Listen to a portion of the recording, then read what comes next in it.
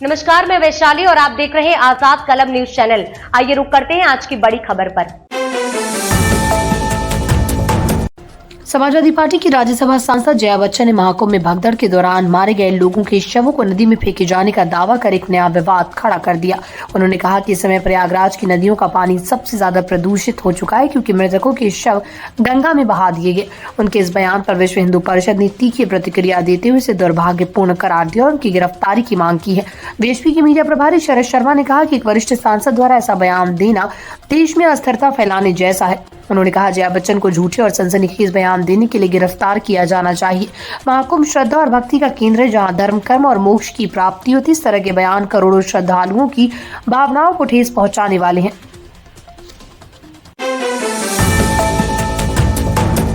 दिल्ली विधानसभा चुनाव प्रचार समाप्त होने के बाद भी सियासी घमासान थमने का नाम नहीं ले रहा है। आरोप प्रत्यारोप का दौर लगातार जारी है। इसी कड़ी में दिल्ली की मुख्यमंत्री आतिशी ने बीजेपी प्रत्याशी रमेश बिधूड़ी और उनके बेटे भतीजों पर गंभीर आरोप लगाए हैं। उन्होंने कहा कि बिधूड़ी के बेटे और भतीजे लोगों को धमका रहे हैं। रमेश बिधूड़ी ने इन आरोपों को खारिज करते हुए कहा कि आम आदमी पार्टी को हार का डर सता रहा है, इसलिए बेबुनियाद आरोप लगाए जा रहे हैं। सीएम आतिशी ने बीजेपी प्रत्याशी रमेश बिधूड़ी के बेटे और भतीजे पर आचार संहिता उल्लंघन का आरोप लगाया। उन्होंने कहा है कि चुनाव प्रचार खत्म होने के बाद भी ये लोग कालकाजी विधानसभा क्षेत्र में घूम रहे हैं, जबकि नियम के अनुसार प्रचार समाप्त होने के बाद बाहरी लोगों का क्षेत्र में रहना मना है। प्रधानमंत्री नरेंद्र मोदी 5 फरवरी को प्रयागराज महाकुंभ में शामिल होंगे और संगम में पवित्र स्नान करेंगे। माघ मास की अष्टमी तिथि पर पुण्यकाल में वो त्रिवेणी संगम में आस्था की डुबकी लगाएंगे। स्नान के बाद वो संगम तट पर गंगा पूजन और आरती करेंगे और देशवासियों की सुख समृद्धि की कामना करेंगे। पीएम मोदी मंगलवार सुबह 10 बजे महाकुंभ पहुंचेंगे। वो अरैल घाट से नौका द्वारा संगम तक जाएंगे। प्रधानमंत्री मोदी प्रयागराज में करीब 1 घंटे तक रुकेंगे। इस दौरान वो स्नान, पूजा अर्चना करेंगे और फिर वापस लौट जाएंगे। प्रधानमंत्री नरेंद्र मोदी से पहले भी महाकुंभ से जुड़े कार्यक्रमों में शामिल हो चुके हैं। 13 दिसंबर 2024 को उन्होंने महाकुंभ के सफल आयोजन की कामना करते हुए गंगा आरती और पूजन किया। इसके अलावा वो 2019 के महाकुंभ में भी आए थे और तब उन्होंने सफाई कर्मचारियों के पैर धोकर उन्हें सम्मान दिया था, जो कि ऐतिहासिक क्षण बन गया था।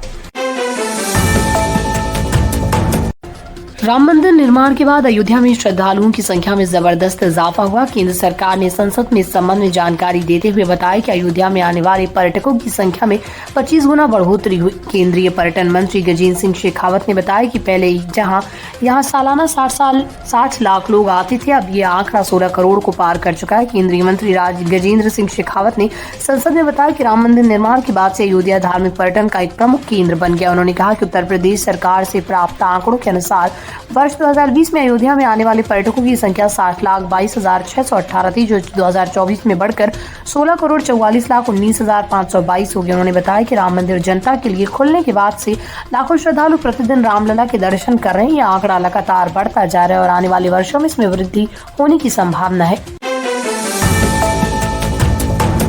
प्रधानमंत्री नरेंद्र मोदी ने सोमवार को भारतीय अमेरिकी गायिका चंद्रिका टंडन को ग्रैमी अवार्ड जीतने पर बधाई दी। उन्होंने कहा कि ये गर्व की बात है कि चंद्रिका भारतीय संस्कृति के प्रति अपनी गहरी रुचि और समर्पण से इसे दुनिया भर में लोकप्रिय बनाने में कार्यरत है। चंद्रिका टंडन को त्रिवेणी एल्बम के लिए बेस्ट न्यू एज एम्बियंट या चॉन्ट एल्बम श्रेणी में जैसे ग्रैमी अवार्ड मिला। यह प्रतिष्ठित अवार्ड समारोह रविवार को लॉस एंजलिस में हुआ। प्रधानमंत्री नरेंद्र मोदी ने सोशल मीडिया प्लेटफॉर्म एक्स पर एक पोस्ट के जरिए चंद्रिका टंडन को बधाई देते हुए लिखा, त्रिवेणी एल्बम के लिए चंद्रिका टंडन को ग्रैमी अवार्ड जीतने पर हार्दिक बधाई। हम उनकी उपलब्धियों पर गर्व महसूस करते हैं, चाहे वो एक उद्यमी, परोपकारी हो या फिर संगीत क्षेत्र में उनकी उपलब्धि हो। उन्होंने आगे कहा, ये सराहनीय है। वो भारतीय संस्कृति के प्रति अपनी पैशनेट है और इसे लोकप्रिय बनाने के लिए लगातार काम कर रही हैं। वो कई लोगों के लिए प्रेरणा का स्रोत है। मुझे याद है कि मैंने 2023 में न्यूयॉर्क में उनसे मुलाकात की थी।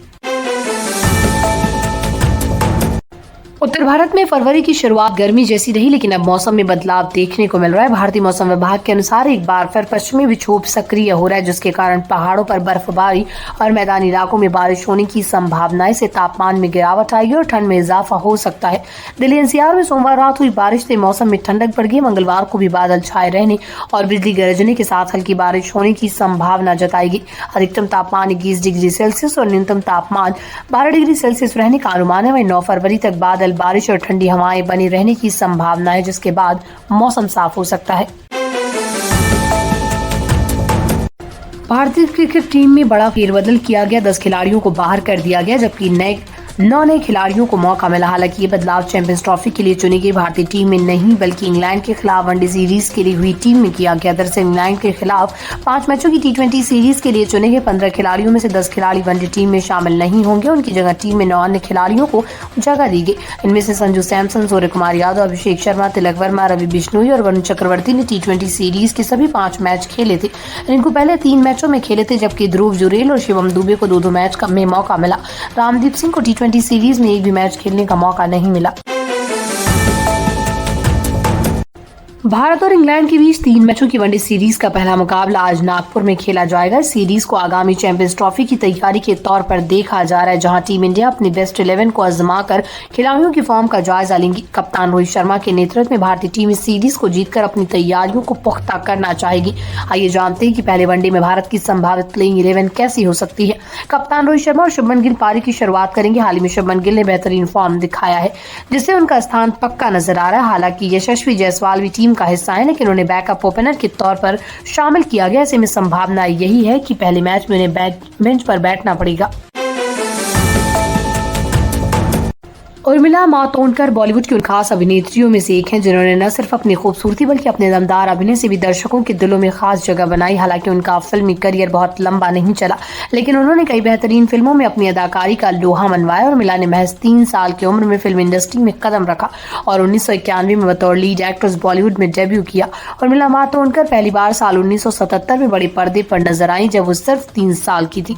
उन्होंने फिल्म कर्म में काम किया था। इसके बाद वो शेखर कपूर की फिल्म मासूम में नजर आई जिसमें उनके किरदार को काफी पसंद किया गया। हालांकि जब उर्मिला ने लीड एक्ट्रेस के तौर पर फिल्मों में एंट्री की तो वो लोगों के बीच खास पहचान नहीं बन सकी।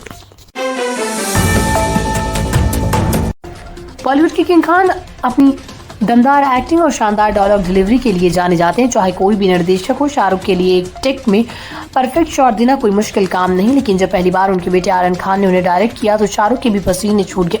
नेटफ्लिक्स के हाल ही में आर्यन खान की directorial debut web series the best of Bollywood का ऐलान किया। इस मौके पर एक प्रमोशनल वीडियो रिलीज किया गया जिसमें शाहरुख अपने बेटे आर्यन के निर्देशन में काम करते दिखे।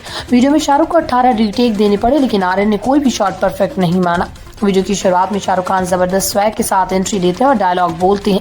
फिल्म पेंडिंग है सालों से लेकिन तभी से पीछे से कट की आवाज आती है, कैमरे की तरफ जूम होता है और डायरेक्टर की कुर्सी पर आर्यन खान बैठे दिखते हैं।